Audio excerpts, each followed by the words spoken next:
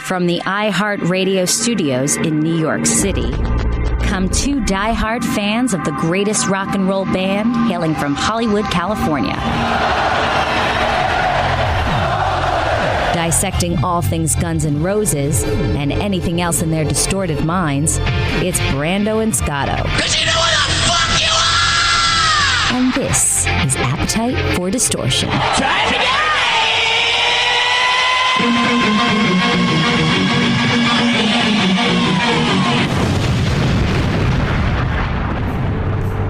Hang my head, drown my fears, till you all just disappear.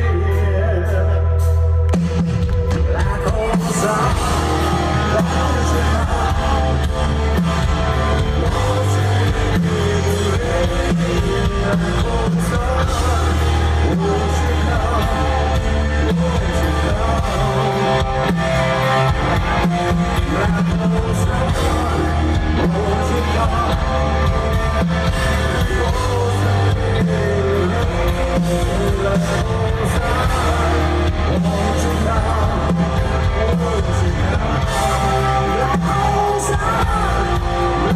And welcome to the podcast, Appetite for Distortion, episode 20. My name is Brando. With me, as always, is my partner in perfect crime, Scotto. Comment in. What's going on, Hot Pants? Not much, man. It's hard to be as like upbeat during the intro when you're hearing that because you're kind of reflecting on things. I know. And for me, what I'm kind of reflecting on is hearing Axl sing Black Hole Sun. I start to think about how Axl probably feels singing songs like Estranged up on stage. He could probably relate to where Chris Cornell was at on some level, and I'm sure it hit him deeply if I had to guess. Yeah, the people who were at the Slane show in Ireland, which got great reviews, saying that you kind of saw the emotion on his face. And actually, I'm going to bring up the song now because he does, a little thanks to Chris, but not much, but nice to hear.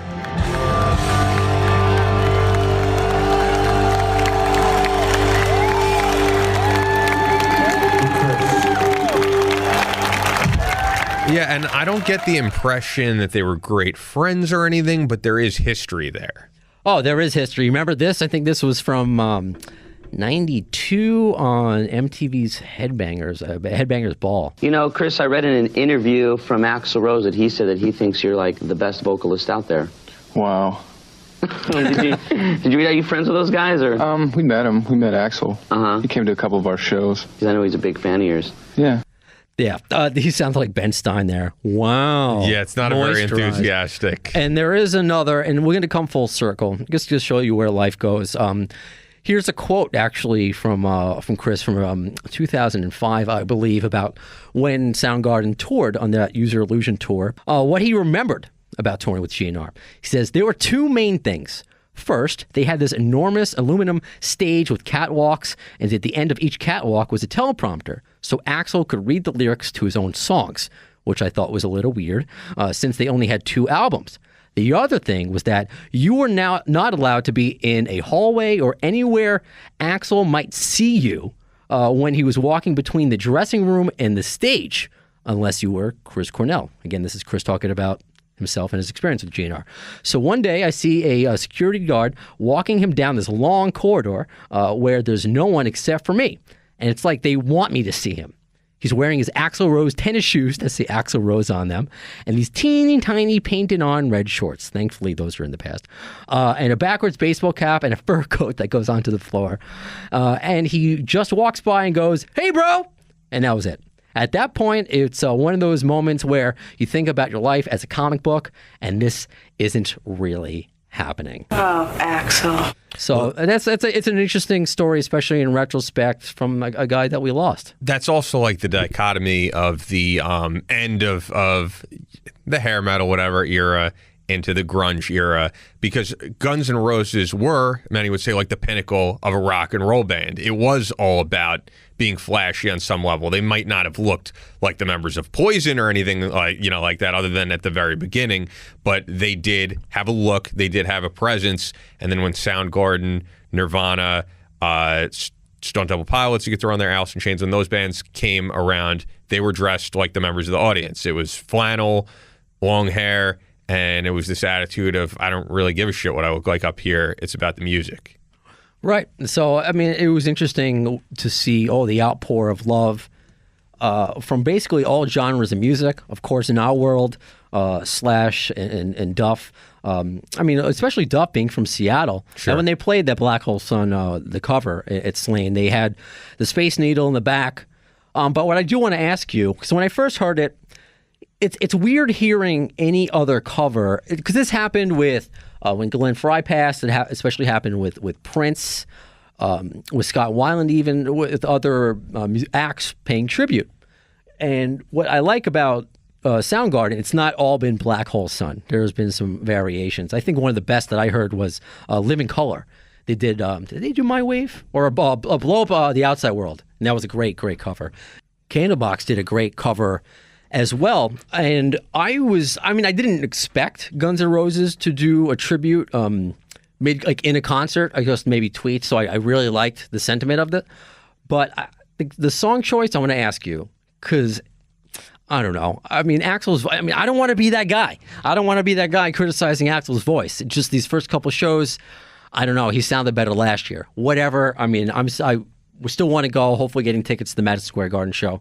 But I didn't feel like this was the right song. I would have preferred, Spoon Man or Rusty Cage, I think would have been awesome. Or something with like a more rasp instead of more singing. And I think what the covers of Soundgarden and Chris have done is really isolate how talented of a singer he was.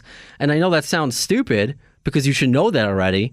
But now that I'm hearing, unlike with Prince, where you can do a great version of it, and I'm like, I appreciate it for what it was.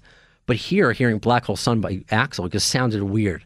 But maybe the first time I heard Axl DC, it sounded weird, and it has to grow on me, but not like Axl's not going to be fronting Soundgarden. Although hearing it the second time, when you just played it, it sounds better than when I originally heard it just on Facebook. Yeah. So it's grown on me a little bit. But yeah, I think I would have loved to have seen him do Rusty Cage, Blow Up the Outside World. Like those actually would be really good ones, or just any of the heavier stuff I think would have worked for him. Yeah, no, I agree. But the fact that they did it in general was amazing. And here's something else I want to ask your opinion on, because they just because they had a couple shows, and they also that was one new song. I mean, I don't know if they're going to make that part of the set list now, or sporadically do it. They played Twat. They played There Was a Time, something that I've been talking about for a while. And watching it, I was surprised by my reaction. I felt uncomfortable because I am so used to hearing that guitar solo, not in the sense of what Slash has done with the title track, or better, meaning making it his own. He really kept to the Buckethead solo, but I'm like, that's Buckethead. And it's Slash not doing his song, his music, putting his spin on it. So it was really weird to see that. I'm like, that's not even Guns N' Roses. I don't know what that is. That's like a weird. It sounded great, but it was weird. Does that make any sense to you at all? No, I mean, Buckethead is such a unique sound that you know it's him when you hear it. And also, I remember a while back Slash saying, before the reunion, that Buckethead's a great technical player, but that he doesn't have soul. He said something to that effect, which I disagree. I think, his face definitely doesn't show any emotion because he's got a mask on and a bucket on his head. And I just found out that Buckethead scored a horror movie of the unreleased, it was the second Chainsaw Massacre. And one of the characters I fucking forget Bill Moseley, who's in all those Rob Zombie movies. Yeah. And there was like an unreleased movie of that character, and the whole thing was scored by Buckethead. He does so much and it was music, never man. released. They only have the shitty trailer online. That's crazy. But yeah, I disagree with the idea, Buckethead doesn't have soul. He has a lot of soul when he plays, I think. It's just a weird one. Yeah, my problem with Buckethead is just there's no filter. He puts out like 1 million releases a year, and about like 10 to 25% of it or so is quality stuff, and the rest you're like, what exactly is this? But I mean, like, the point was just, it was weird. I didn't get it from This I Love or any of the other Chinese tracks. Because you felt he made it his own. He made it his own, and I was skeptical about that because I liked the tracks as is, but I liked what he did with it. But There Was a Time solo, to me, and this is not even saying it now, is one of the best solos I've ever heard. I mean, from that was I told you it took me 3 listens to really process Chinese Democracy. That song, that solo right away, I'm like, holy fucking shit. You're making me want to listen to it. I might on the way home. Yeah, it was completely, for me, that song alone was, and Prostitute were like worth, I don't know if anything's worth 17 years, maybe your virginity, worth the wait. You didn't, I'm wondering, you didn't feel, the first time I heard Chinese Democracy, the first time I heard Chinese Democracy itself, the song, I was like, holy shit. Yeah. That song still, if I'm working out, if I'm running, that is like a staple to get me pumped. The same way people listen to Welcome to the Jungle to get them pumped, I put that up there with I liked it. I thought it was, if anything, it was trying to recreate Welcome, like a new album intro. But then again, Slash does the same thing because I felt that way about Sucker Train Blues with Velvet. Velvet Revolver, Guns. So I mean, I like that. As far as the beginning, middle, and end. That's why I love Guns N' Roses. Everything's a story, not just an album. But again, it was weird. I want to see it again. I prefer that over this I Love Live. It just begs the question, are they going to keep playing more Chinese Democracy? Are they going to pull out Random Appetite tracks? Are they ever going to get to Slither that we saw on that one set list on that the picture with Richard Fortus? Is that ever going to happen? Which we're going to ask Dave about. Right, because we are going to get Dave Kushner on. We're going to talk about that in just a minute. And it's just a weird. It's just more guessing games. It's just more of a mystery that this band is, and I'm looking forward to it. But I will, if anything, I will take complete stock into what Duff said in their only TV interview, which happened a few months ago, that him and Slash approached Axl about doing Chinese songs, that this isn't Tyrant Axl saying play these. So I'm hoping that's still the case. Everyone seems to be doing gravy, so that's what's been going on, and it's just been very cool to see Guns back at it. Although I think it was as we're recording this, they were supposed to make a big announcement a week ago, and now it's just another more tour dates. I thought it was going to be something different. Yeah. Do you think, and I read this. No, I remember I was the cynical one being like, probably more tour dates. I said the same thing too, but I'm like, I was just hoping. Yeah. And so we'll see if there's more things to come, but all things are good in the Guns N' Roses world now. Well, talking about the tour dates, though, you want to get into the openers because it's an interesting list of openers. I texted you when I first saw this one opener. I'm like, oh, well, I guess Ian's going to be flying to another state to see another show. Yeah, Deftones opening for Guns N' Roses on 2 shows. You went to 6 to midnight when you first heard that, didn't you? You know what? Here's the thing, though. I'm a huge Deftones fan. All right. Showing. But they don't. I feel like you need to see them headline a show. They just don't go over with other audiences as well. Because I've seen them open for Godsmack. I've seen them open for, I'm trying to think, Metallica. And I never feel like it's the same unless you see a headlining Deftones show, which I'm looking very forward to seeing them headline because I just don't, their music is so different. I just think a general audience doesn't totally get them, but for them, that has to be a dream come true. Sure, but they're doing that with a lot of bands. Do you have the list in front of you? Not in front of me. I know live, Our Lady Peace. Okay. Well, ZZ Top in Texas. ZZ Top. See, that makes that. See, which is a no-brainer. That makes sense. I saw ZZ last summer, and they were great, even though they're super old. But they were amazing. But like you said, Our Lady Peace. That was. I'm listening to. OLP, I'm like the emo kid I was in college, and that's certainly, I mean, unless you're me, there's not much. It doesn't seem to be much crossover, and that's something they did last tour. Skrillex and Baby Metal. I like that they're doing it. They've really always done that. I feel like even when it was Axl and Friends, I saw Asking Alexandria open for Guns N' Roses, which is way heavier on the spectrum. I saw the Suicide Girls, which is just a burlesque show.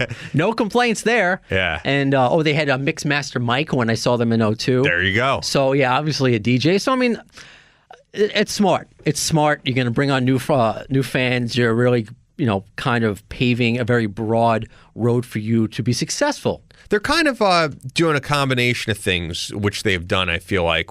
Picking ZZ Top, as I said, I feel like is a no-brainer type of thing, because there's definitely crossover there, which is kind of like on the last tour. Lenny Kravitz, Alice in Chains, definitely a crossover there. Sure. But then they're picking a few things here and there where they're like, let's experiment a little bit. Yeah, like Billy Talent. I mean, that's cool how they're getting like a hometown. Like Billy Talent was last tour. Yeah. Canadian band. I like how they do that. They try to find, not. I mean, you might, if you're a lesser band, you might find a local talent to do it. I think Metallica is actually doing that, but they're getting somebody like a homegrown cooking, a little bit. So I think that's very cool. But switching gears, I'm in because you said like, why am I in such a good mood talking over a depressing song and over everything? Is because I have a second chance this episode. We interviewed Dave Kushner a week ago. Wait, we did? I never heard this. And why? I subscribe on Apple Podcasts. That didn't come up on my feed. You guys interviewed Dave Kushner? Well, you lived it. Yeah, I lived it. I did. Dave Kushner lived it, and it's gone. It's just a conversation we had privately. Like everything else, because I am a neurotic Jew, I try to just be very careful with everything and OCD and save. I think I was so excited, not just that we were getting Dave Kushner on, but the quality of the interview was awesome. And he ended the interview saying this is one of the best interviews I've done. I swear to God, he said this. He did. He really did. And I had it saved, and I looked at the audio file, blah, blah, blah. And I got home, and 3 minutes are there. And I'm freaking out. And then I called the guy who's still in the studio, who has access to my files. He's like, there are 3 minutes here. My heart sank. And we still don't know why exactly, do we? I can only imagine that I was so excited. I may have made it like, I must have saved something over something else. I don't know. I can't relive that moment. So I was really heartbroken that not just for, for myself and for us, because it was a big interview, but for the listeners. I mean, that's Dave Kushner is somebody I've wanted to talk to for a while. I was texting people I knew at like a Revolver magazine. Sure. It was like, you want to get a quote from this interview? And my ex-girlfriend decided to talk to me because that's her favorite, Velvet Revolver member, and so I was just so super excited about it. And then when it happened, because we were talking about Chris Cornell, like we're doing now with Dave, and we'll get into it again with him, that I got depressed, legit depressed for a few days. And I'm like, I don't know what to do. I'm going to have to make up for this somehow by booking another big interview, which we're going to try to do anyway, which we will do. So I just messaged Dave a couple days after, because like all guests, we notify them when it's done and when they want to put it out to their mediums. And like I said, and I apologized for and I said, what happened? And I said, if you want to come back on in the future, we will love it. We could talk about something different. We can't recreate the magic, blah, blah, blah. Gets back to me a day after. He's like, no, we got to fix this. What are you doing next week? So I feel good that the fact that we were lucky enough to talk to him for a non-existent hour last week, and he's coming on again. So I don't want to waste any more of his time. Dave, you there? Yep. Dave, you are the man. I mean, I went through every emotion possible. I was like, I don't even know. I was like a bipolar, pregnant, schizophrenic woman for 3 days. Well, the funny thing is, dude, all right, I never, you always ask me at the beginning of shows, you say, what episode is this again? Because I don't even remember. What episode is this technically? This is episode 20. All right, so we've done like 19 episodes. Everything goes perfectly fine. And to me, I'm going to say it, Dave, like biggest guest we've had on, in my opinion, I know we've had on Anthony Boza, who co-wrote Slash's book and people like that. And the shit just hits the fan. And it sucks, man. And more than anything, I think we both feel bad about wasting an hour of your time on what was an excellent interview. Yeah. Oh, my God. He sounds mad. No, I'm just kidding. Well, now that I appreciate that. Maybe it was just, I don't know. Who knows? Maybe we said some shit that people weren't supposed to hear, so someone's fucking doing for us what we couldn't do for ourselves. Big brother. Maybe. Though, it's just funny because and as you established, because we still want to have an organic conversation with you. Now, especially that you and I are BFFs and texting back and forth with emojis and everything. Yeah, especially. I still want to have an organic conversation because we can't redo what we did. We can't redo the magic. I think that's the sense I'm looking for. But I think if anything, I mean, as grateful as we were the first time around, this says a lot about you as a person that, I just said, hey, in the future, whatever you want to do, if you want to do it again, that you were so willing to not only redo the interview, but to come on so quickly. I think we need to make Dave Kushner like the official mascot of Appetite for Distortion. I mean, that's like, you're a good person. That was what I'm saying. So thank you.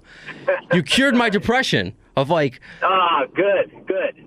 I think that was what hurt me the most was, we're talking about, you and I've wanted to interview for a while, and we'll get back into, because we want to rehear it, our listeners, for the first time, your Chris Cornell stories and, things back in the day that you experienced.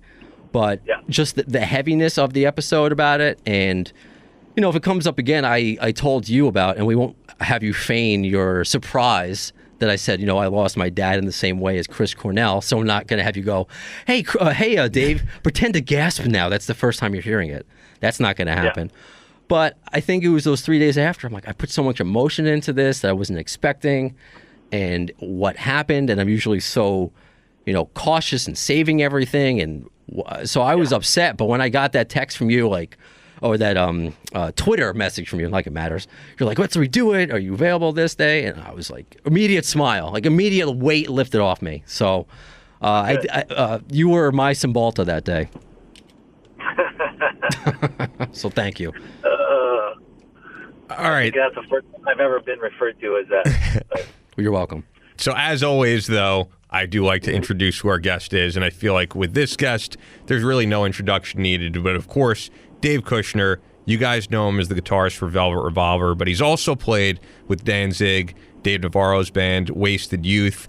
You've heard his theme song on Sons of Anarchy, as well as Bill Burr's new Netflix show, F is for the Family, and really can't thank you enough for coming back on with us. And the one thing I have to say, Dave, is this audience will think I'm making it up if I say it after the fact, but as we wrapped up the interview the first time, Dave genuinely said, in all my years, this is one of the best interviews I've done. So I'm hoping we could at least recreate a great interview here. Or not screw it up. Well, I didn't say that. I was going to use that for promos, make a T-shirt out of it. I mean, unbelievable. You got any proof?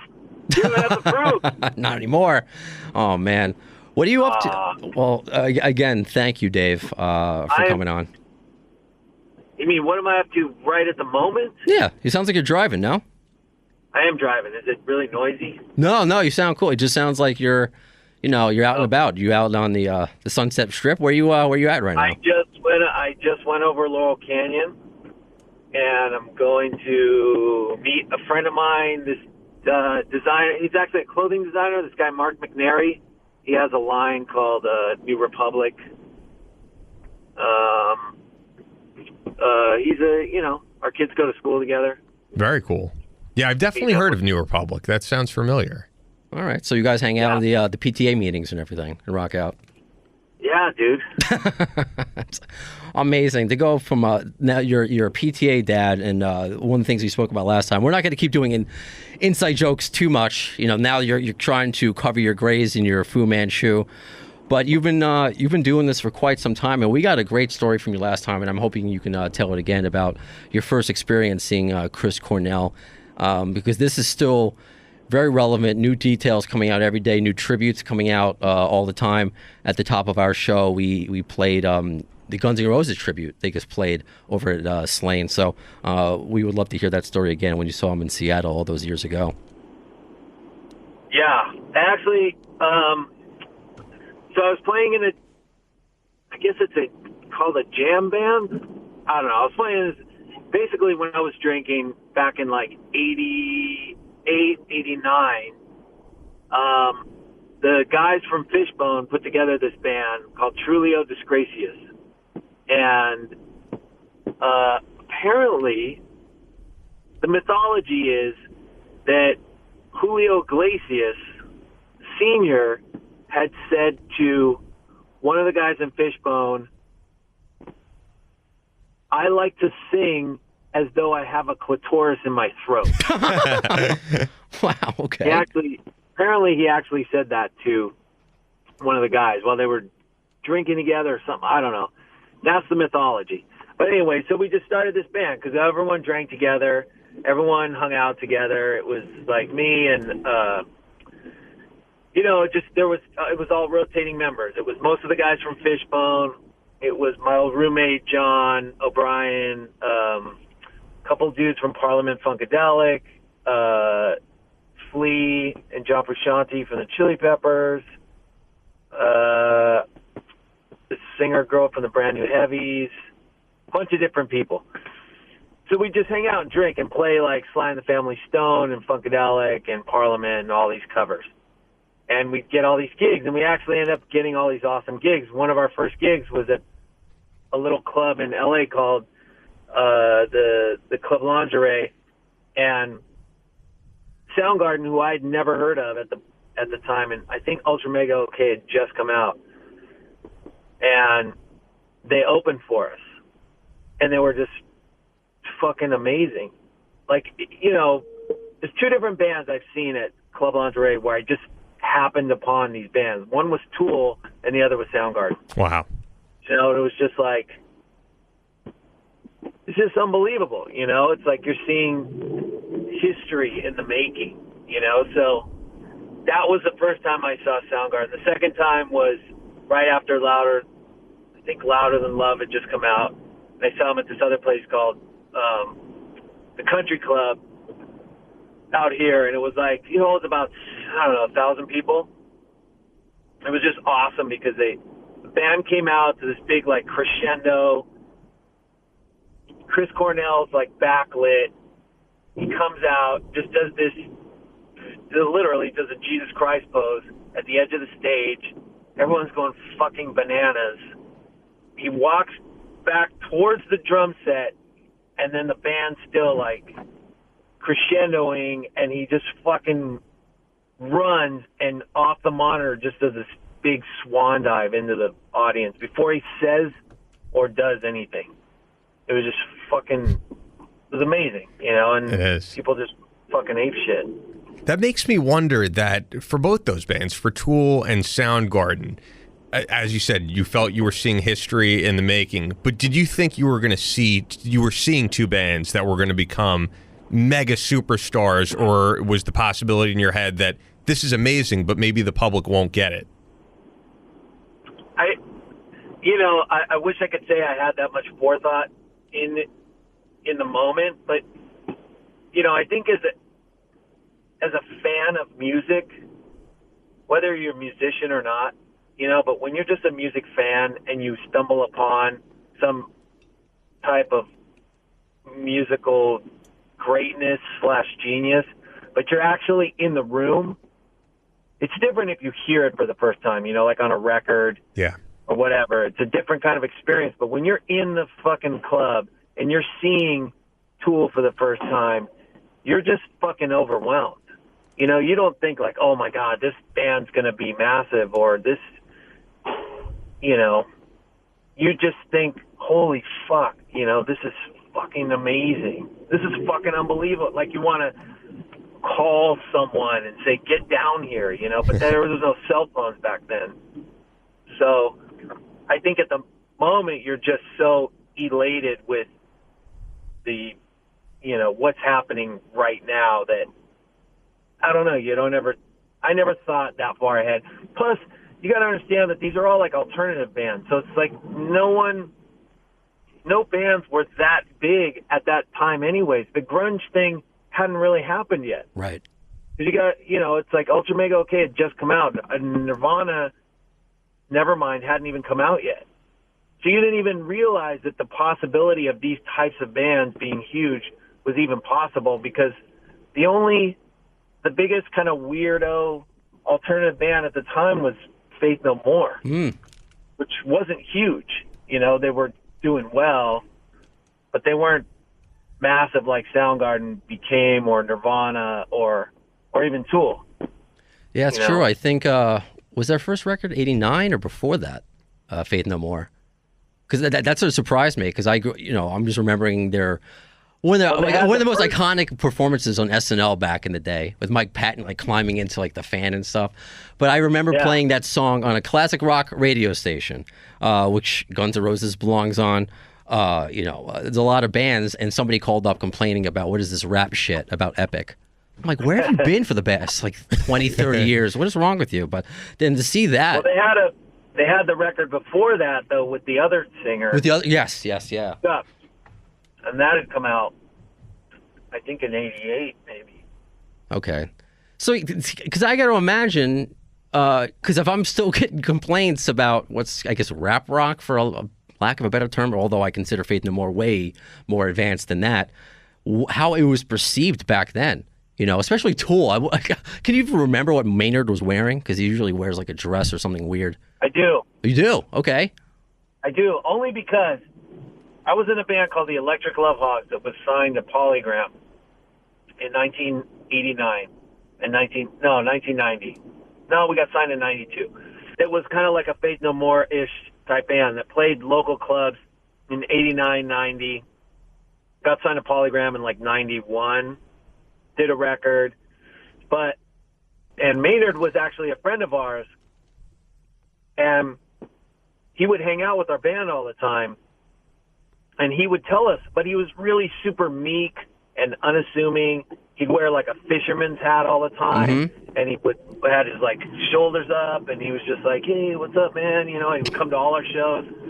He's like, "Hey, you should come check out my band." I'm like, "Okay, cool," and I just never went for the first like 6 months because he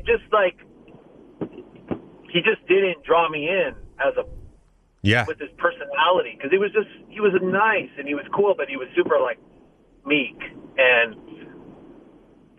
Coconut Teaser was right by my apartment, and so I just happened to go in there one night, and I just remember he didn't have a shirt on. He had the haircut, and he had that fucking scorpion tattoo going up the back of his spine, and just some jeans, and that was it.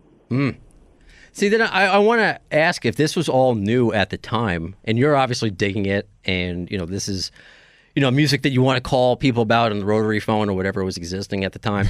What influenced you, if a lot of you kind of were in the prime of a musical shift? So what bands kind of created your sound? How did you know where you wanted to go direction-wise? I don't know if I did. I mean, you know, I came from Wasted Youth right before that. You know, but I think that we all, you know, when I was in Wasted Youth I was in Wasted Youth with a drummer from Queens of the Stone Age, Joey Castillo, that was in Queens for about 10 years, right after the Dave Grohl record. And, you know, he and I, when we were in Wasted Youth, like, we all grew up listening to Sabbath and Zeppelin and The Who and, you know, all those bands. But, you know, when we were like in Wasted Youth, we listened to metal. I was a huge Slayer fan, still am, you know, and we would listen to a lot of rap. We would listen to metal, and we would listen to like Anthrax and early Metallica and Slayer. And then we'd listen to like the first Public Enemy record and EPMD and Eric B. and Rakim. And so we had this very like kind of mixed up fucking musical influences. So even when we were doing Wasted Youth, it went from punk to, you know, kind of a more metal record. And then when I got into the Love Hogs, it was kind of a mix of the Chili Peppers and Faith No More and Suicidal Tendencies. So I didn't really have a direction. We just would try different shit, you know, but it was kind of okay at that time. Like bands like Faith No More and Jane's Addiction made it okay to just try weird shit. I miss that. Like, no one tries weird shit. They say it's weird shit now. There's like a million other people doing that same exact quote unquote weird shit. It's fascinating that you know, you're living through that, and you're at a time where, like I said before, music is shifting. Now, I want to go through a little bit more. When did you? Well, I actually want to mention this first. I have a group of friends from college that refer to themselves as the Wasted Youth Crew. So I guess I thought you might find that enjoyable. Yeah. Then when did you? Because I think we did speak about this last episode a little bit, and Ian and I have spoken about this for a bit. And I'm not going to read this entire letter that we just got on Facebook from Anna from Portugal. We have fans all around the world, just like you, Dave. Nice. Welcome to the club. Because we've spoken about when Guns N' Roses brought up the Donald Trump pinata in Mexico City, and we've spoken about that at length and whether it's appropriate for musicians to do it, or would you go to a show and things of that nature. And I've said that it's ruined. I would never see Ted Nugent because I know I wouldn't have a good time. Ian can kind of separate that.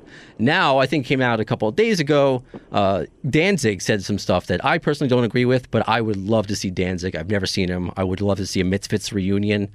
What's your thought on, politicizing? I mean, it's rock and roll. But I guess in today's climate, and you have to have more than a couple of Danzig stories. He seems like a special man.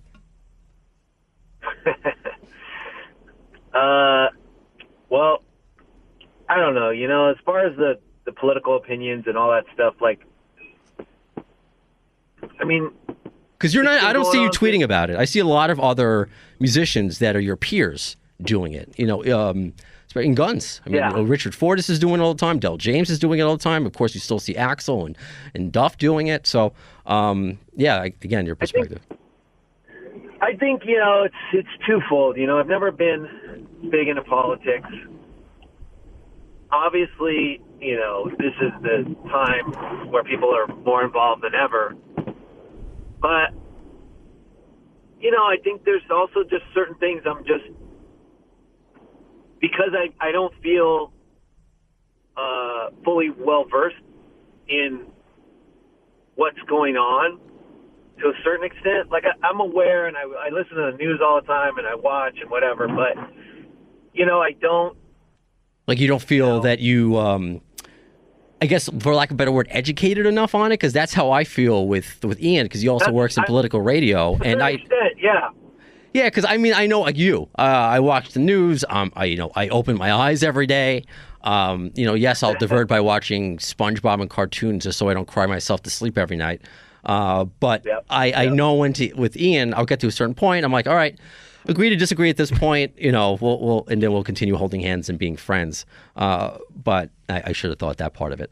But yeah, so I mean, that's cool that you're like that, because there are a lot of people who speak out and they don't know enough, and there are a lot of, just like you, a lot of people who look up to you, and whether it's right or wrong, will take their opinion and make it their own.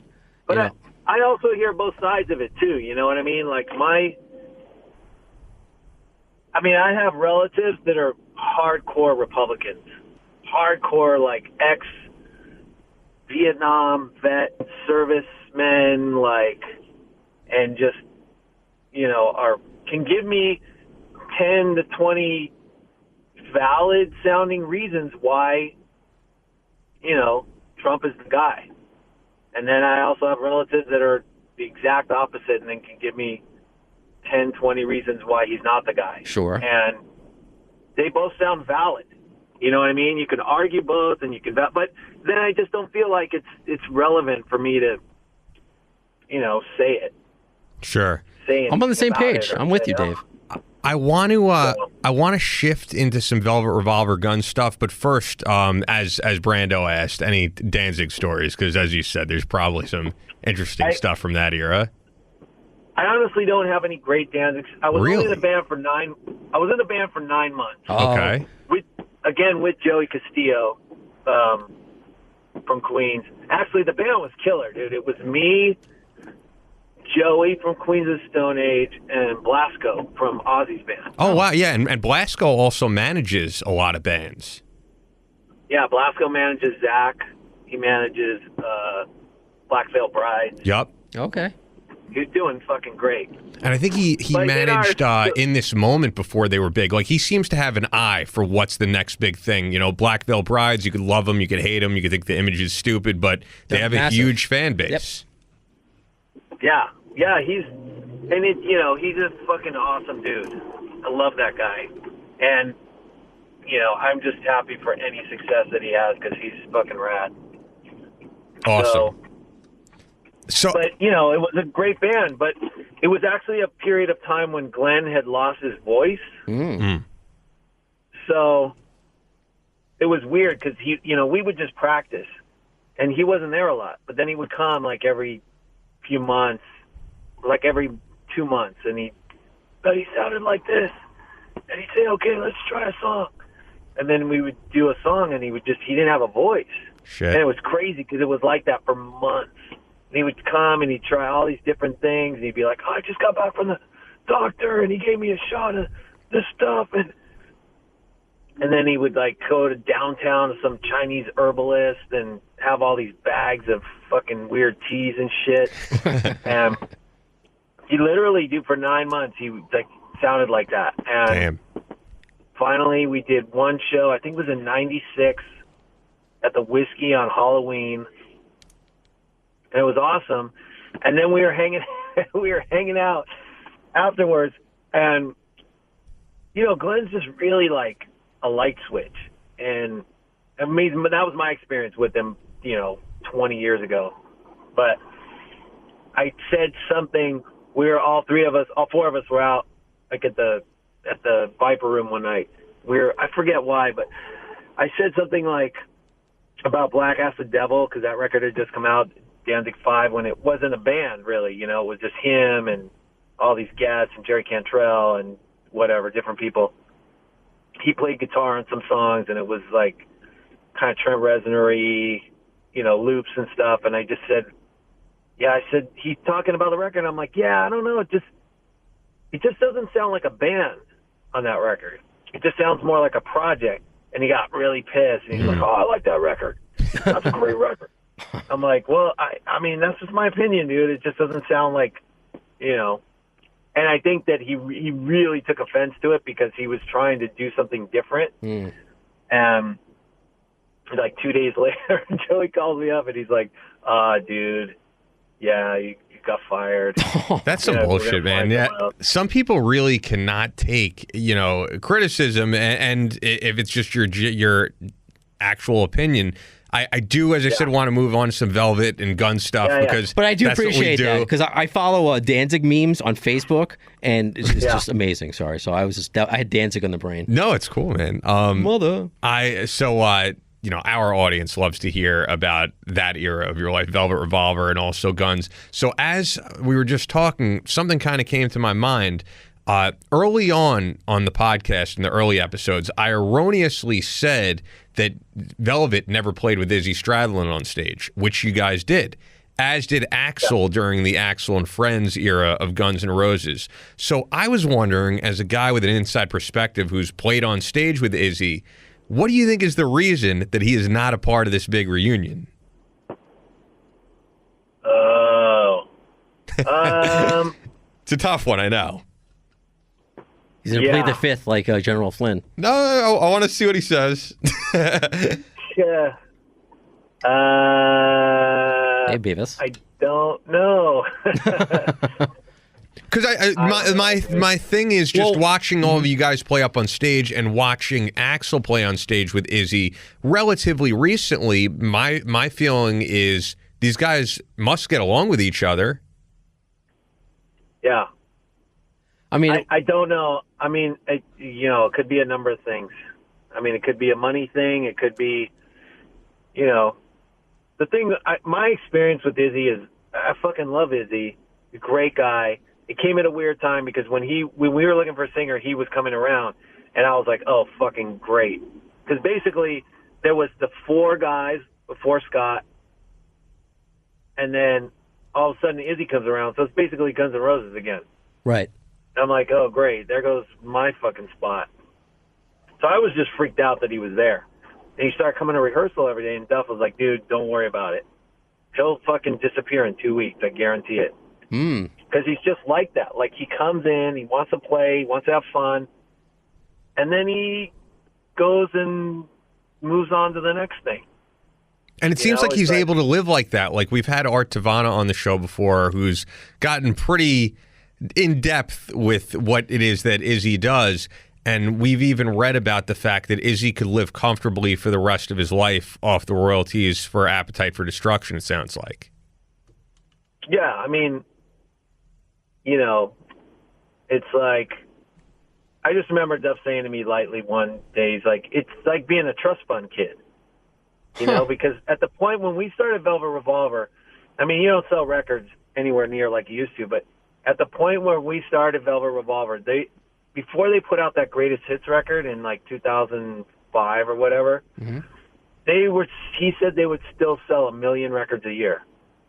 Unbelievable. And they never sold their publishing.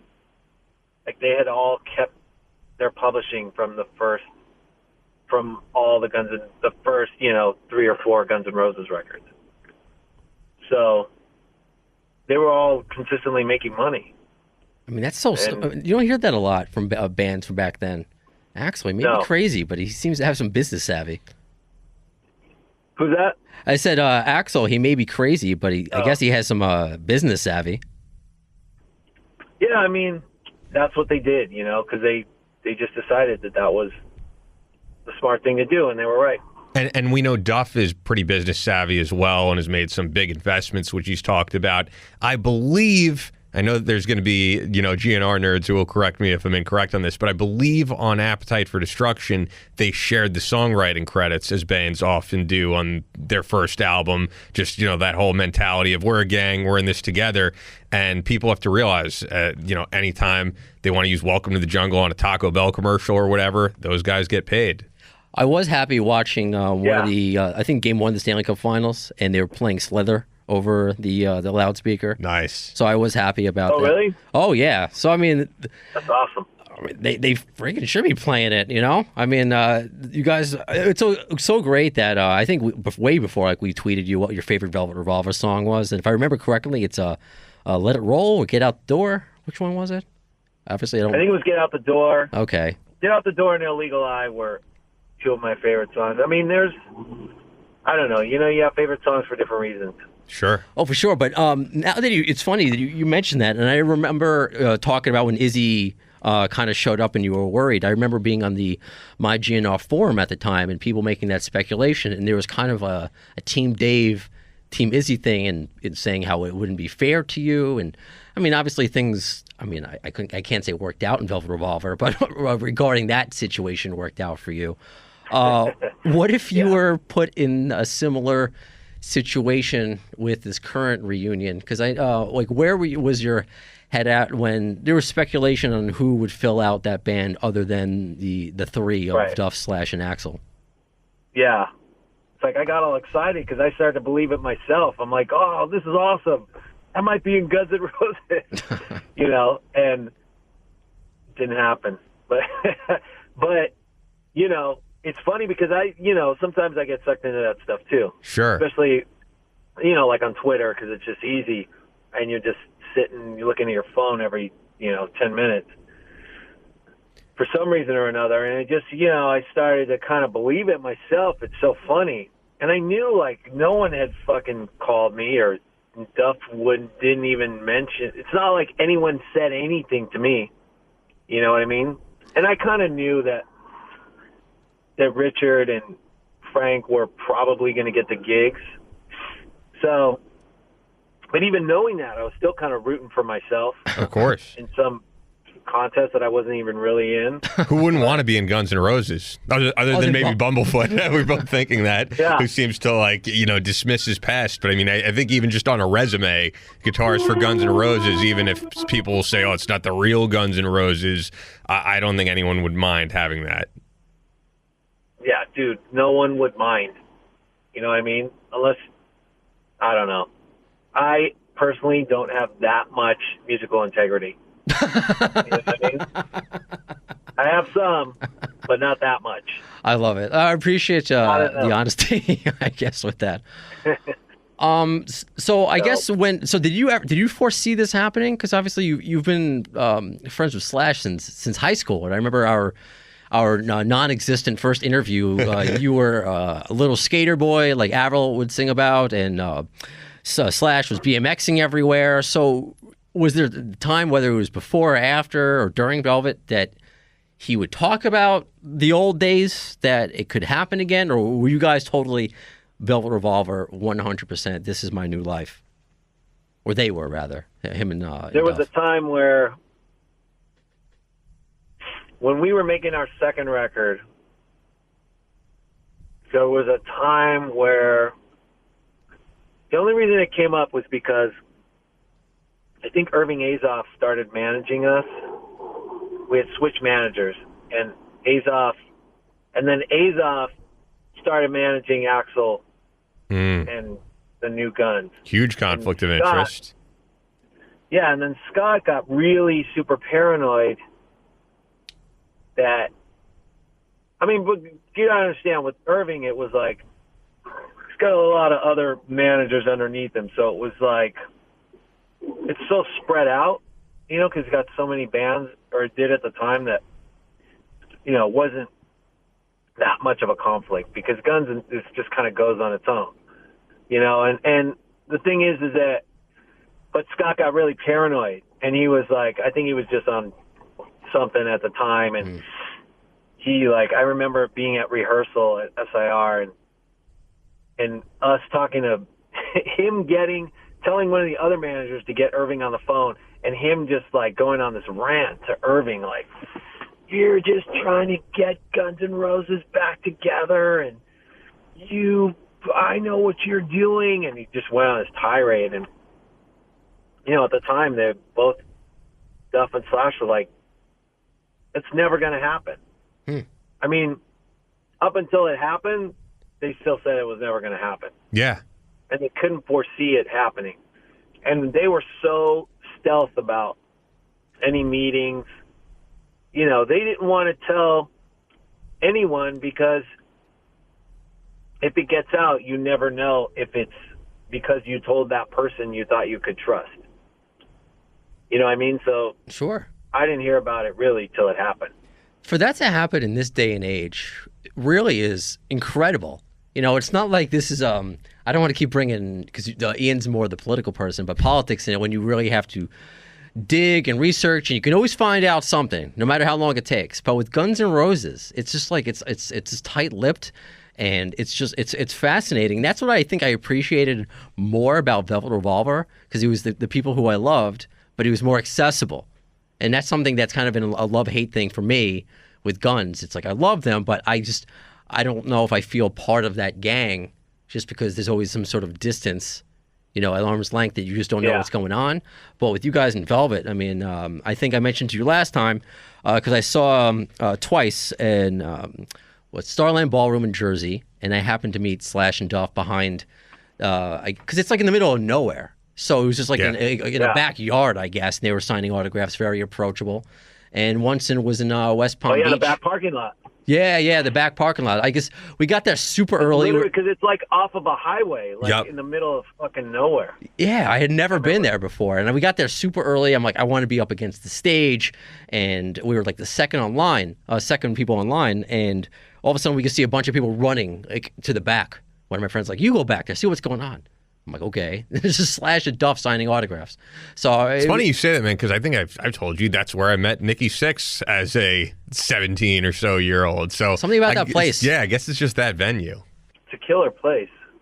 Do you get to get? Because I have to imagine, because not only because they're your friends, but just the music you created. Do you miss that band? Because I know you were looking for a lead singer for a while.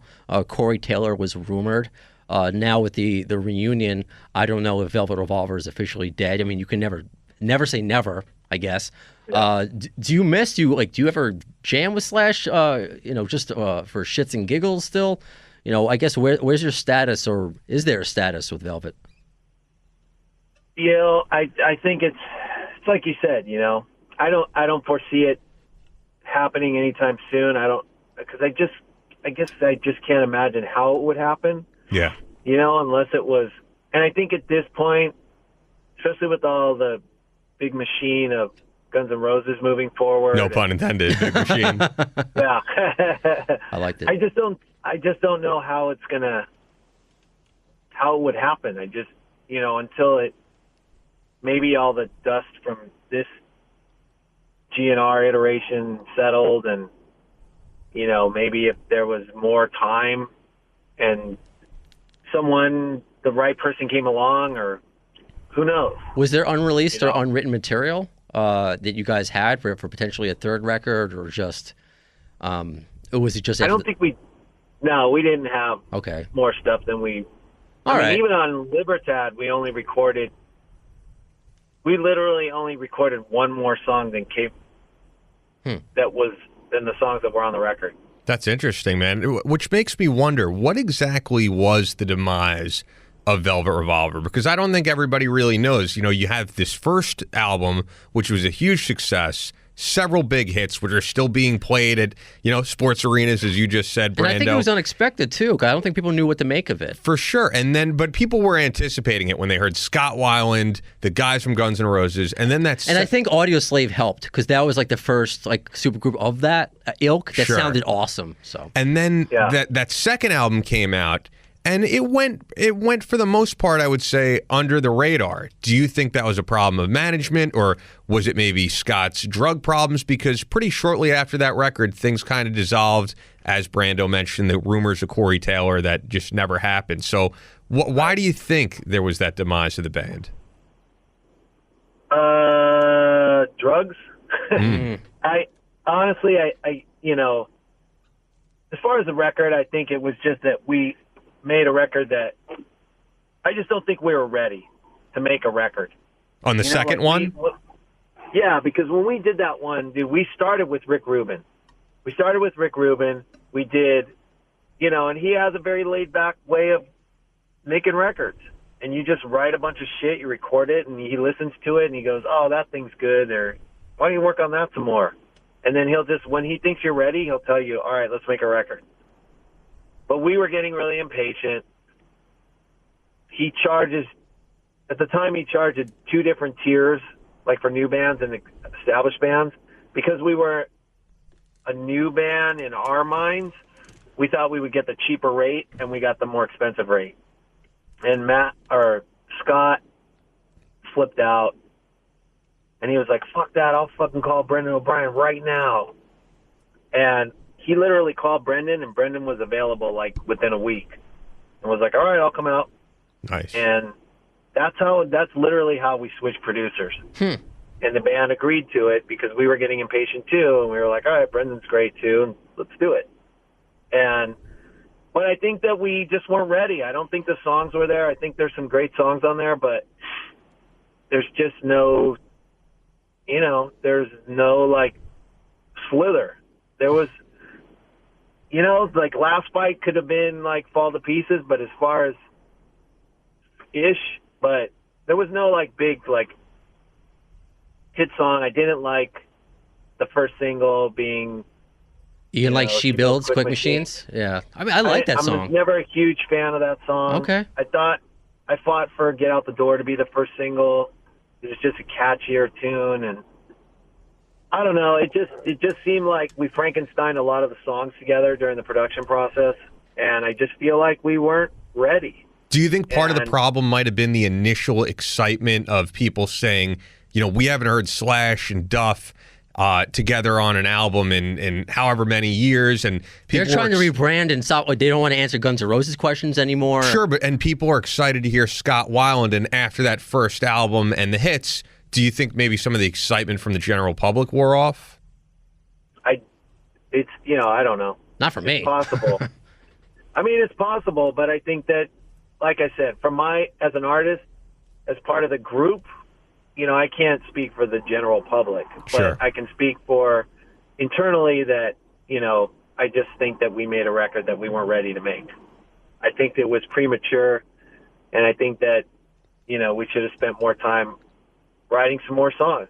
We wrote over 60 songs for the first record worth of music, and then gave them to Scott, and then he Frankensteined them together and sang on them, and the second record we did maybe 35 to 40, but apparently we needed to do more. That's just my opinion. I think we weren't ready. I think we kind of threw it together somewhat and didn't honor the process that we had for the second record, and that was it. And then the demise of the band just came because people were drinking and doing shit, and I think, back to that whole Chris Cornell,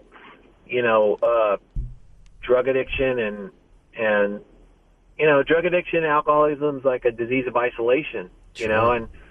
and Scott, like when we talked about it before, and we talked about your dad and how he started isolating himself before, his end, and Yes, Scott was doing the same thing. You know, he had his own bus. All the band would be on one bus, and he'd be on a separate bus. And he wouldn't hang out.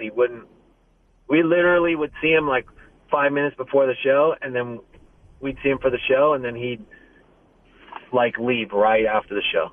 I have to ask, was he always like that though? Because so here's the thing. It sounds like Axl with behavior, like early '90s, well, a little bit. I don't know if I ever mentioned this on the show. So growing up, my friend Andy, his dad was the senior VP of Atlantic Records, so I got to go to a ton of awesome shows backstage with him, including Stone Temple Pilots at the height of their career at Madison Square Garden.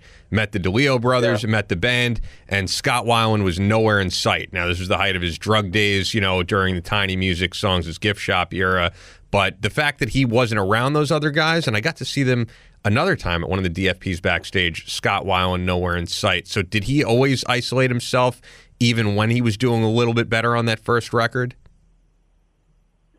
No. He isolated himself when he was, like, drinking and doing drugs. He didn't isolate himself in general as much because he wanted to hang out. He was more social. He was more at ease. He was more like a part of, you know, the group. And when he started drinking and doing more stuff, he started isolating more so he could do it. You know what I mean? Because we were all aware of it, and we were all aware of each other's, you know, things, and that's what you do. It is what you do. I mean? Yeah. I mean, to a certain extent, you know, if you're drinking, you hang out, and you're like, you want to be social, but if you're doing anything more than that, you're starting to, you know, hide it. Especially if it's any kind of drugs. 100%. I was never a big drinker, and something else that we established our first interview that exists only in the air, that I haven't. Well, I mean, I'm a small guy, so I don't drink a lot. You know, I'm like Dakota Fanning with tattoos, so I don't. I just don't drink a lot. But there was a point in my life where I started to drink by myself. I was getting old George Thorogood. I drink alone, and just doing it to pass out. And I'm like, this is a problem. I'm really isolating myself. I'm not going out with my friends. I'm missing weddings, making excuses. And I haven't drank since December of 2015. So, I mean, it took some time. You know, my therapist is awesome. Shout out to Susan if she listens to my podcast. Yeah, Susan! She'll probably get a kick out of that. So, I mean, it takes time, and it's difficult. And that's what I think about, you know, people of you know, the rock star lifestyle. For me, the radio lifestyle isn't one. You know, it's like everyone thinks we're cool. We're all just nerds who happen to speak into a microphone, or at least that's what I am. But if you're out and about, and that could have been part of why Izzy left to begin with, or maybe Scott couldn't handle being on the road, or who knows what happened with Chris, because I think since we last spoke, they said they found track marks. And I don't know if, I mean, that's like scary stuff that I don't think anybody knew was going on. So I had to take it upon myself to let some people know, even if it was just my therapist. But if you're a rock star, like you said, you had issues. And how long have you been, you said you've been sober, or you haven't done anything?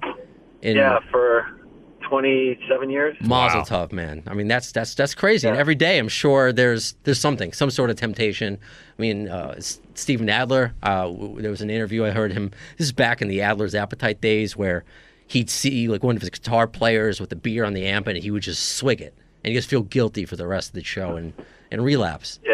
So it's scary and it's hard. So kudos to you to be working for so long and with so many different legendary artists, some of them with legendary drug abuse problems, that you've survived it and have just thrived in it, which is just, you know, you're a role model, Dave Kushner. Oh, thanks. You're welcome. Listen, I actually got to where I'm going to go. I'd love to talk to you guys some more, so maybe we can continue, you know, if you want to do more or whatever. I'm up for that. We really appreciate that, Dave. I mean, I'm glad that we can do a part 1 and part 2. Oh, it's going to be awesome. Oh, we're going to make this. This is going to be like the police academy. We're going to make like 7 of them. Hell yeah, man. You know what? So before we wrap up, then, any last thoughts, you know, since we didn't really get to it so much on here, just about the passing of Chris Cornell and your feelings on it now that it's pretty much sunk in over these past couple of weeks? you know, it's just sad, dude. It's sad that was in such a dark place. Like I said before, you know, such a dark place that he had family, he had 3 kids, and he just had so much to live for, and that whatever it was in his mind told him that he would be better off, you know, dead than alive. It's heartbreaking, you know? And I don't know much more than that to say about it, because except that, you know, my experience has been that, you know, drug addiction and alcoholism, you know, is partly a voice in your head that tells you those kind of things. And that's why it's so difficult, and you have to work so hard at keeping it at bay. You had a good head on your shoulders, Mr. Kushner. We won't keep you any longer. You can go to your brothel or wherever you're headed to. Yeah, we appreciate it. And I should throw out there, you guys could follow Dave on Twitter at Dave Kushner 66, and hopefully let him know that you appreciated him coming on with us. We had a lot of fun. Yeah, me too, guys. Thank Good you, talking Dave. To you again. I'm at a loss for words. I mean, this really means a lot. So thank you, and the fact that you're offering again. I'll try not to send you any inappropriate pictures in a text. All right, Dave. Thanks, buddy. Thanks, man. Appreciate it. All right. Bye. Have a good day, man. You too. Bye. Bye. You know, the fact that he came on again and was just so cool, and now, because when we first interviewed him last week, I guess it was kind of like that feeling out. You know, are these guys cool? And then it just, once we got deeper into like the Chris Cornell stuff, he saw that we were in a couple of radio yokels, like, hey Dave, and he just opened up. And the fact that, you know, he gave me his cell, once I told him what happened to the file, and I suggested, I'm like, you know, if, you know, I'm embarrassed, I don't know what happened in my 12 plus years in radio. I'm usually super And you cautious. are. I'll back you up on that. You are. I think you cursed me, though, Ian, because there are so many times you've said to me leading up to last week, you were like, man, you know, there's so many times a couple times, I won't completely embellish your story, that I've forgotten to record an episode. No, I didn't forget to record. There's been, you know, if I were to go into the technicalities of, you know, radio and what happened, whatever, something happened to you. Yeah, it's the type of thing where, you know, the audience isn't gonna know what I'm talking about, but like where a mic wasn't. Why insult their audience? Maybe they do. Okay, well, a mic was not in program, so I, you know, I saw levels for other mics. That type of thing. But sure. Yes, you are someone who I will say is meticulous with production. You take it really seriously, but shit kind of happens, man. And it's crazy because I've mentioned this before. I'm a huge fan of Earl Skakel's podcast, Inappropriate Earl. Oh, Shout out to him. He was on the first, what's that Comedy Central show? Roast Battle. Roast Battle, yeah. Yeah, I don't know him from that. I really know him from his podcast. He was the guy that just came out like half naked all the time. Yeah, he loves to do that. So he... He talked about that on his podcast, that one of the best interviews he ever did that he really loved doing, same thing that happened to us last week happened to him. And he was like, I wanted to cry. Like, it was the best episode. I swear, and it's not here. And dude, it is a shitty feeling. It really is. That's why I always say, when I talk about radio in general, and I explain the job to people, I always say it's not a hard job because, you know, digging ditches and all that and like manual labor, that's a hard job. But what it is a high pressure job. Yes, I because agree with that. especially Yeah. if you're doing live radio, no matter what happens, like it's on the air and you're going to be blamed if you're the one board opping that thing, or, you know, in the case of this podcast, there's technical problems that happen. And yeah, it's definitely the type of job that it's going to give you a lot of anxiety if you're prone to that. And what I kept thinking, especially after I felt better when Dave messaged me, because I just said to him on Twitter, what happened, apologize, like just we did on the air, just for, quote, wasting his time. And the fact that he didn't say that, he kind of, the first thing he said, like, let's fix it. And let's just go on. And it was like a weight was lifted. And what I kept thinking about was that we just did a whole episode, you know, of course, talking about Guns N' Roses. This is a Guns N' Roses podcast and the relevancies with Chris Cornell and all the tying, that I just got into a pretty bad depression for a few days. And I'm like, I'm the one who's spouting, not, I wouldn't call it a soapbox because I look at that as more of a negative term, but just like, hey, here's what to look out for. Here's what I've survived. Here's the daily challenges. And talking about that with Dave Kushner, and we got more in depth with, and I didn't want to. It didn't make sense to talk about it again with Dave, but he remembered what hit me the most, other than Chris Cornell being somebody I grew up with. Not literally, but just the music. Sure. It feels like you grew up with them. Oh, sure. I remember the first time seeing Black Hole Sun, the video, seeing like, how weird is this? One of my first few bands that got me into the Guns N' Roses side. I mean, Guns N' Roses first, of course, but just one of those bands that pushed me more towards the rock direction was that I'm talking to Dave Kushner. I never thought from Velvet Revolver about my dad's, as I hit the microphone, my dad's own suicide. That I thought I would never talk about it, or when would be the appropriate time, if there is one. Many people were affected by Robin Williams. I think that might have been the first, at least from our generation, of a highly publicized suicide like that, and especially with social media. And I'm reading people trying to classify or declassify what mental health means.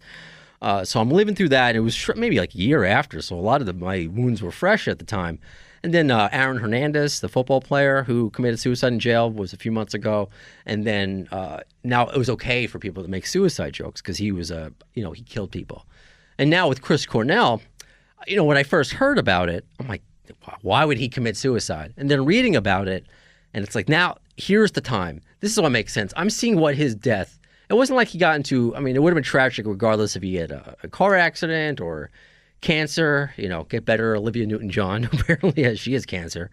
But the fact of the way that he died, and that I could somehow relate to that, and I'm seeing a lot of my friends somewhat struggling, I'm like, with it. Like, he was my outlet. His music was my outlet for depression.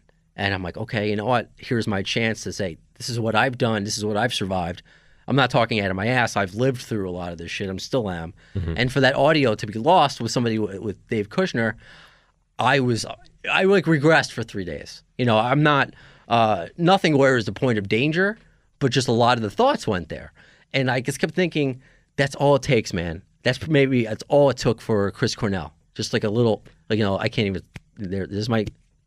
Although let's not be over dramatic here, because I even said to you when it happened, I was like, literally, don't kill yourself over this. You said that, I was like, Jesus Christ, man. Just now, because that's like a phrase. Don't kill yourself. Now, it registers different to me. I'm not offended by it. I'm not one of those people. See, here's the thing. This has happened to me before, but not to an episode as important as this, not to something as meaningful. Like, this would be on my highlight reel of radio interviews. You helped me by not getting upset, because that would have made things worse. And reading, and here's another thing too, what Chris Cornell's wife was talking about her husband after, and just realizing what she said to him and how she said, I'm not, did you take anything? I'm not going to be mad. Certain ways to do it. And that's how kind of you handled me. I'm not mad, we'll fix this. So that helped me as well. And just the fact that it shows the power of Guns N' Roses, that the fact that he came on, and I don't know, I think maybe he attached himself a little bit to my story. I think he appreciated that my honesty with it, and maybe he identified a little bit with it. So the fact that Dave Kushner, somebody that I never spoke to, other than through tweets a week ago, that he's willing to come on again, spend his time, it makes the Guns N' Roses universe extended. The people who are connected, there are some amazing people. Sure. And I want to get to that. Other than just the obvious, we want to get Axl, we would love to get Slash. Never happened.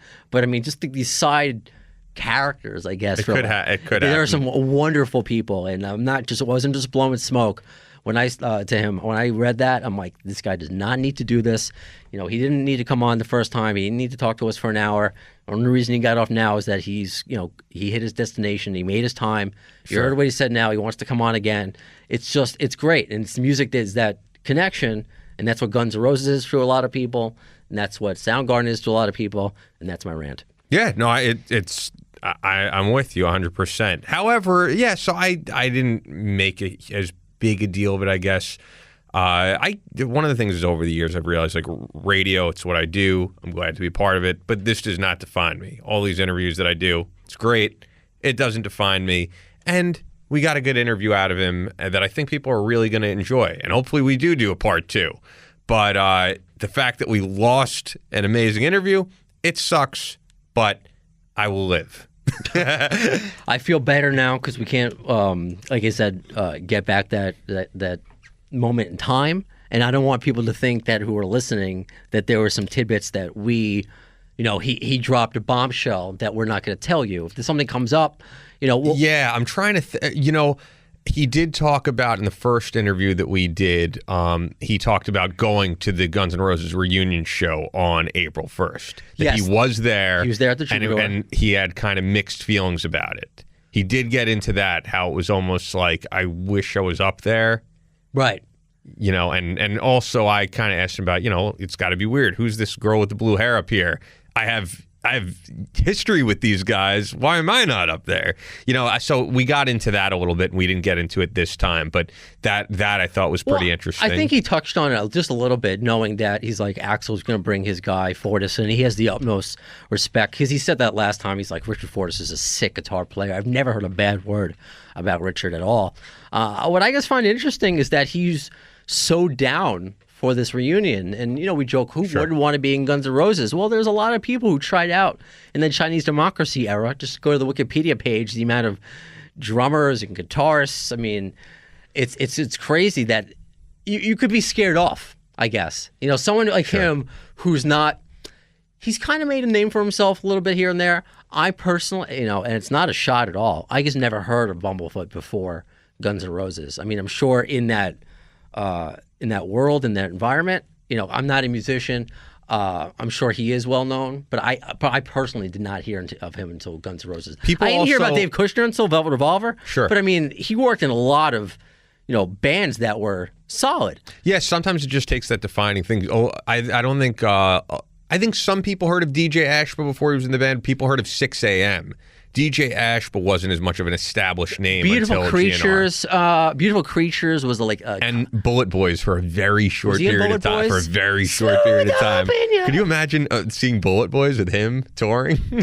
That's so weird. It's kind of interesting, but he is a fan of that 80s glam hair metal era. I mean, that's why he does stuff with Nikki Sixx. Sure. So, and then the other piece of news that it's not news, but the other thing that I wanted to bring up that he mentioned in the original interview that is lost is that we talked about Slither being on the backup set list, the alternate set list for Guns N' Roses, and I asked, who would you want to see sing it? And he was like, is there even a question? Axl Rose. Because in my mind, I was like, I could see Duff maybe singing that and Axl sitting that one out, as he often does as he leaves the stage.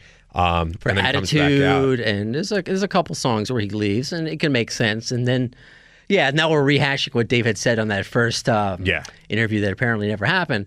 But I mean, that's what I feel a little bit better about, is that there weren't any bombshells other than it was just an emotional interview, and we got some of that out now, and the fact that he's offering to come on again and again.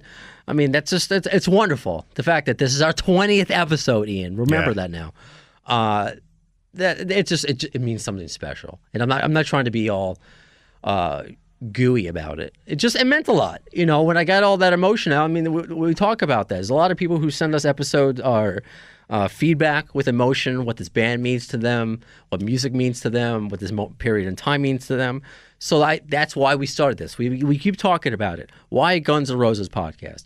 Yes, we all like the band. We're all, Nerd alert! about the rock and roll and everything. I get it. But it's all about that common connection between people and bringing, we may never have met otherwise, except we met through Guns N' Roses. And that's how we spoke through Dave Kushner. And at least for me, I've had 2 very productive conversations with him. I think one of which you'll hear. Yeah, I think part of the reason why Guns N' Roses podcast we hit on earlier during the interview, when you said the amount of secrecy, that is what kind of attracts me to talk about Guns N' Roses so much. I mean, I'll be completely transparent here. When people ask me my favorite band, it's really a toss-up between Deftones and Guns N' Roses. But the reason that I would never think to do a Deftones podcast really is because there's not that secrecy with that band. There's a great catalog and all that, but I don't think I can talk about there's the fan them. base either for that. Maybe, yeah. Deftones have a very die-hard fan base, I feel like, but it's not as big. They're not headlining football stadiums. No, they're not. And I think they finally agreed to tour with Korn because that was they did. I didn't hear about that. Oh, I mean, there was like a bunch of stories out for a while how they refused to tour with Korn, not just like anything personal, but they didn't want to be considered nu metal. Yeah, and now there's I don't know. I think there's like, oh, I didn't mean that to be bad blood. Yeah, sure, we would tour with you, kind of thing. See, I haven't seen that, and I get why they wouldn't tour with them, because I do agree that Deftones has transcended the genre of nu metal. Deftones are a rock band to me. Yeah, no, they're completely different. Yeah, and Korn, they're still a part of that genre. They're still like a niche thing that if you go see them today, and I like Korn, it's still like a nostalgia from the 90s type of thing.